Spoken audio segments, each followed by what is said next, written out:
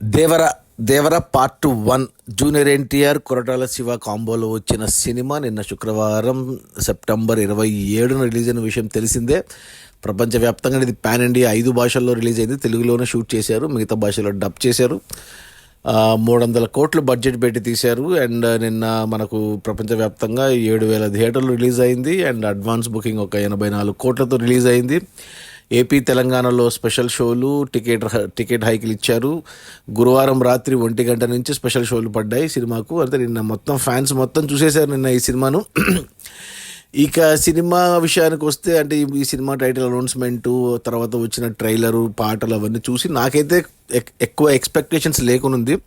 ఎందుకంటే ఇంతకుముందే కొరటాల శివ మిర్చి ఫ్లాప్లో ఉన్నాడు. మిర్చి అంటున్నా, మన ఆచార్య సినిమాతో డిజాస్టర్లో ఉన్నాడు. మరి దేవరతో అంటే మన జూనియర్ ఎన్టీఆర్ టెంపర్ కాడి నుంచి ఫ్లాప్ అనేది లేకుండా వరుసగా 6 సినిమాలు హిట్, RRRతో పాన్ ఇండియా లెవెల్లో స్టార్ అయ్యాడు. సో ఈ కాంబో సెట్ అయినప్పుడే కొరటాల శివ కూడా మంచి డైరెక్టర్. ఒకప్పుడు మనకు మిర్చి కానీ, శ్రీమంతుడు కానీ, భరత్ అనే నేను, జనతా గ్యారేజ్, ఇలా 4 హిట్లు ఇచ్చాడు. 5వ సినిమా ఆచార్య పోయేసరికి ఈ కాంబోలో కొద్దిగా డౌట్ఫుల్గా ఉండింది. అండ్ ప్రొడ్యూసర్ వచ్చేసి మన నందమూరి కళ్యాణ్ రామ్ ఎన్టీఆర్ ఆర్ట్స్ బ్యానర్లో తీశాడు. అండ్ యువసుధ ఆర్ట్స్ వాళ్ళు కూడా కలిశారు. సో ఇన్నిటి మధ్య వచ్చింది. ట్రైలర్ వచ్చాక నాకైతే అనిపించలేదు సినిమా, కొద్దిగా డౌట్ఫుల్ అనిపించింది. డార్క్నెస్ అది KGF లాగా అనిపించింది. ఇక పాటల్లో ఒక పాట వచ్చింది, జాన్వీ కపూర్ది చుట్టమల్లి అనే సాంగ్. మళ్ళీ సెకండ్ ట్రైలర్ వచ్చాక కొంచెం ఎక్స్పెక్టేషన్స్ పెరిగాయి. ప్రీ రిలీజ్ ఈవెంట్ క్యాన్సిల్ అయ్యింది. ఇక సినిమా వచ్చేసి చూడడం జరిగింది నిన్న శుక్రవారం నాడు. అంటే సినిమా వచ్చేసి 2 గంటల 45 నిమిషాలు ఉంది పార్ట్ 1. అంటే ఈ సినిమాని అంటే ప్రమోషన్స్లో డైరెక్టర్ మాట్లాడింది, హీరో మాట్లాడింది అన్నీ చూస్తే, అంటే వీళ్ళకు 9 గంటల ఫుటేజ్ ఉందంట వీళ్ళ దగ్గర సినిమా కథగా తీయాలంటే. సో చూస్తే సినిమా 2 గంటల 45 నిమిషాల సినిమాలో మొదటి 20 నిమిషాల పాటు ఎన్టీఆర్ లేడు. సినిమాలో మొదటి 20 నిమిషాల పాటు కేవలం అజయ్ యాక్టర్ అజయ్ మాత్రమే ఉన్నాడు. 20 నిమిషాల పాటు ఆ వరల్డ్లోకి తీసుకెళ్ళడానికి ట్రై చేశారనమాట. అంటే 90ల బ్యాక్డ్రాప్లో జరిగినట్టు చూపిస్తారు మనకు సినిమాని. ప్రకాష్ రాజు అండ్ అజయ్ ప్రకాష్ రాజు మనకు స్టోరీ మొత్తం నరేట్ చేసి అజయ్కి చెప్తుంటాడు. సో మనం కూడా అదే వింటుంటాం. So Prakash Raju point of వ్యూలో సినిమా నడుస్తూ ఉంది. 20 నిమిషాల తర్వాత కానీ ఎన్టీఆర్ ఎంట్రీ రాలేదన్నమాట.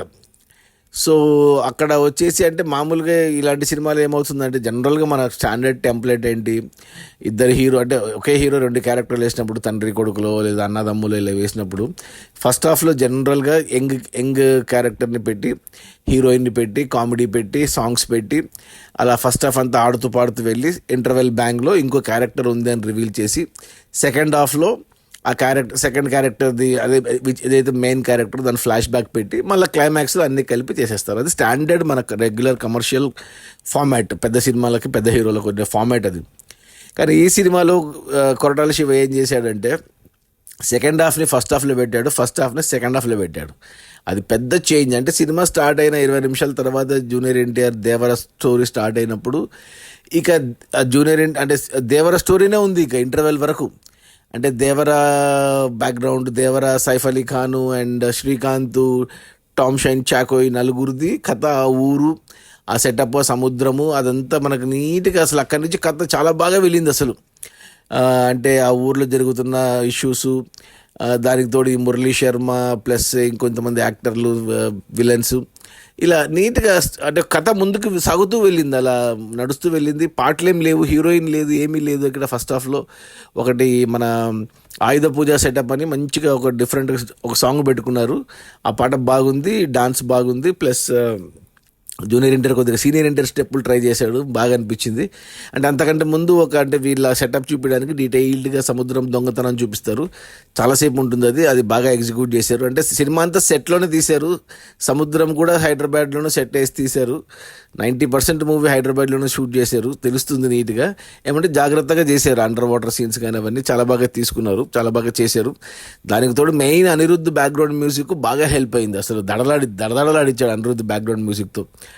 ఇక పాట ఒక ఫైట్ కూడా సైఫ్ అలీ ఖాన్ అండ్ జూనియర్ ఎన్టీఆర్ ఒక ఫైట్ లాంటిది ఆయుధ పూజలో డిఫరెంట్గా డిజైన్ చేసుకున్నారు. సో బాగా ముందుకెళ్ళింది సినిమా, ప్రోగ్రెస్ అయ్యింది.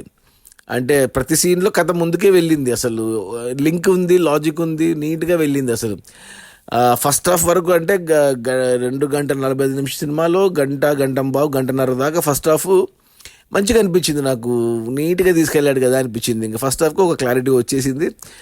బాగుంది కదా అనుకుంటే సెకండ్ హాఫ్లో ఇప్పుడు చిన్న ఎన్టీఆర్ అండ్ జాహ్నవి కపూర్ వీళ్ళదనమాట. ఇక్కడ కొంచెము ఏమంటారు comedy element, main Jahnavi Kapoor నుంచి కామెడీ ఎలిమెంట్ అండ్ చిన్న ఎన్టీఆర్ నుంచి కూడా లైట్ ఫన్ మూమెంట్స్ ఇలా నీట్గా వెళ్ళింది అక్కడి నుంచి. ప్లస్ ఒక మంచి పాట పెట్టుకున్నారు, ఏదైంది మన చుట్టమల్లె సాంగ్, ఏదైతే కొంచెం జాహ్నవి కపూర్ అందంగా గ్లామరస్గా కనపడిన సాంగ్. ఆ సాంగ్ కూడా బాగుంది, పిక్చరైజేషన్ చాలా బాగా నచ్చింది ఆ పాట. ఇక అంతే, అక్కడి నుంచి ముందుకెళ్ళి ప్రీ క్లైమాక్స్కి వెళ్ళిపోయింది. క్లైమాక్స్కి వచ్చేసింది సినిమా. క్లైమాక్స్లో ఒక చిన్న క్లిఫ్ హ్యాంగర్ వదిలారు, దేవర పార్ట్ 2 కోసం అన్నట్టు. సో అంతే, అది యాక్చువల్గా అది కూడా చెప్పేయచ్చు ఫస్ట్ పార్ట్లోనే. సెకండ్ పార్ట్ కోసం వెయిట్ చేయాల్సినంత సీన్ అయితే లేదు, కానీ ఎందుకో మరి సెకండ్ పార్ట్ పెట్టుకున్నారు. ప్లస్ కొన్ని సీన్లు అంటే అండర్ వాటర్లో కొన్ని శవాలు ఉంటాయి, వాటి గురించి ఇంకా చెప్పలేదు మనకు. అది కూడా సెకండ్ పార్ట్కే ఉండొచ్చు నాకు తెలిసి.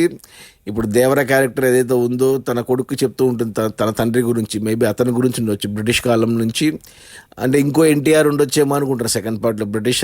బ్రిటిషర్స్ టైంలో ఈ గ్యాంగ్ పోరాడినవి ఉండొచ్చు అనుకుంటున్నా. ఎందుకంటే సెకండ్ పార్ట్కి పెద్ద కథ ఏం లేదు, ఎందుకంటే మొత్తం కథ ఇక్కడే చెప్పేశాడు.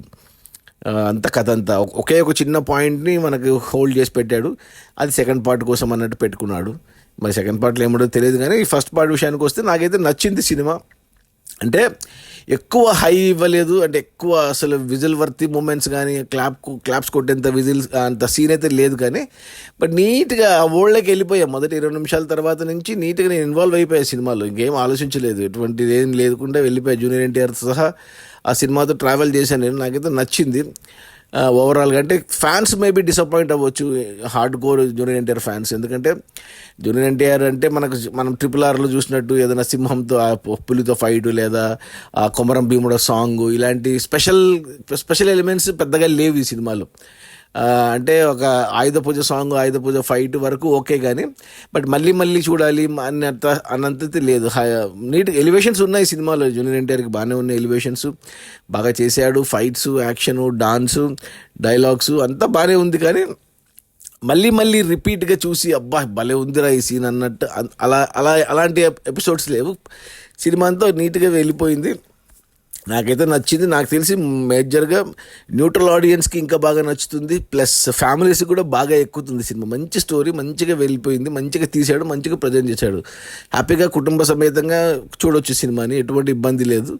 ఒకసారి అయితే ఖచ్చితంగా చూడొచ్చు. మళ్ళీ రిపీట్ ఆడియన్స్ రావడానికి ఛాన్సెస్ తక్కువ, ఫ్యాన్స్ కానీ, న్యూట్రల్ ఆడియన్స్ కానీ, నార్మల్ ఫ్యామిలీ ఆడియన్స్ కానీ. నాకైతే నచ్చింది. నాకు మామూలుగా వీళ్ళు కాంబినేషన్లో వచ్చిన జనతా గ్యారేజ్ నాకు అంతగా నచ్చలేదు అప్పట్లో, బట్ ఈ సినిమా అయితే నచ్చింది నాకు. బాగా మంచిగా ఇన్వాల్వ్ చేశాడు మనల్ని, బయటకి ఆలోచించకుండా ఆ వరల్డ్లో పెట్టి తిప్పాడు బాగానే. అందరి క్యారెక్టర్లకి ఇంపార్టెన్స్ ఉంది, అందరు మంచిగా డైలాగ్స్ కానీ, సీన్ టు సీన్ లింక్ కానీ, లాజికల్గా కానీ నీట్గా వెళ్ళిపోయింది. ఎస్పెషల్లీ శ్రీకాంత్ కానీ, లేకపోతే ప్రకాష్ రాజ్ కానీ, ఇంకా చాలామంది ఉన్నారు. ఇంకా నాకు వాళ్ళ పేర్లు గుర్తు రావట్లేదు, బట్ చాలామంది యాక్టర్లు ఉన్నారు. But main show, 1 man show ఇది జూనియర్ ఎన్టీఆర్దే. బాగా చేశాడు. మనకు తెలుగులో వరకు నో ప్రాబ్లం, కానీ ఇక మిగతా ఆడియన్స్కి ఎక్కుతుందా లేదా అనేది తెలియదు. మరి హిందీలో, కర్ణాటకలో చూస్తారు, తమిళ్, కేరళ కొద్దిగా డౌటే, బట్ మనకు మాత్రం బాగా ఉంది. అంటే యాక్టర్లను పెట్టుకున్నారు తమిళనాడు నుంచి, మనకి కావాలి అనిరుద్ధ్ ఉన్నాడు మ్యూజిక్ డైరెక్షను, కేరళ నుంచి టామ్ షైన్ చాకో ఉన్నాడు, ప్లస్ మనకు ఏమంటారు సెట్ అవన్నీ వేసింది అతను, మలయాళం అతని పేరు ఏదో ఉంది. ఇంకా కన్నడ నుంచి యాక్టర్లు అంటే ఎవరు లేరు, కానీ బట్ కన్నడలో తెలుగు సినిమాలు చూస్తారు, తెలుగు నుంచి ఉంది. హిందీ నుంచి బాగానే ఉంది సపోర్టింగ్ క్యాస్ట్. సైఫ్ అలీ ఖాన్ కూడా మంచి రోల్ పడింది. అసలు సైఫ్ అలీ ఖాన్ ఒక ఓంకారాలో చేశాడు ఇలాంటి క్యారెక్టర్, డార్క్ క్యారెక్టర్, అలాంటి క్యారెక్టర్ పెట్టుకున్నారు. Saif Ali Khan full length role బాగా ఉంది. జాహ్నవి కపూర్ది ఎక్కువ లేదు లెంత్, కొంచెం సేపు ఉంది, ఒక పాట, కొన్ని సీన్లు ఓకే, ఇంకా అంతవరకే. ఈ కథలో చాలా పెద్ద కథ, సో అంతమందికి స్కోప్ ఉండకపోవచ్చు, బట్ ఇరికిచ్చారు బాగానే. శ్రీకాంత్ ఉన్న కాడికి బాగుంది శ్రీకాంత్. అండ్ టామ్ షైన్ చాకోకి ఎక్కువ లేదు రోలు, డైలాగ్స్ కూడా ఎక్కువ లేవు, చిన్న రోలే. బట్ ఓవరాల్గా చూసుకుంటే నాకైతే నచ్చింది. అంటే నేను ఎక్స్పెక్టేషన్స్ ఏం పెట్టుకోలేదు ఈ సినిమా గురించి, బాగుండదని అనుకుని వెళ్ళాను, బట్ నచ్చింది నాకు, బాగానే తీశారు, డిసప్పాయింట్ చేయలేదు. సో నా రేటింగ్ వచ్చి 3 out of 5. ఖచ్చితంగా చూడమని చెప్తాను అందరికీ. ఈ వీకెండ్కి బెస్ట్ ఆప్షన్ జూనియర్ ఎన్టీఆర్ దేవర పార్ట్ 1. పార్ట్ 2 అనవసరం అనిపించింది, మొత్తం పార్ట్ 1లోనే ఫినిష్ చేసింటే ఇంకా బాగుండేది. సో నేను నా ఫ్రెండ్స్కి రికమెండ్ చేస్తాను, నా ఫ్యామిలీకి మళ్ళీ చూడమని చూపిస్తాను. నేనైతే ఒక్కసారి చూస్తాను, ఇంకా రెండోసారి చూడలేనేమో. రేపు పొద్దున ఓటీటీ నెట్ఫ్లిక్స్లో వచ్చినా కానీ చూడకపోవచ్చు, బట్ ఒకసారి అయితే ఖచ్చితంగా చూడమని చెప్తాను.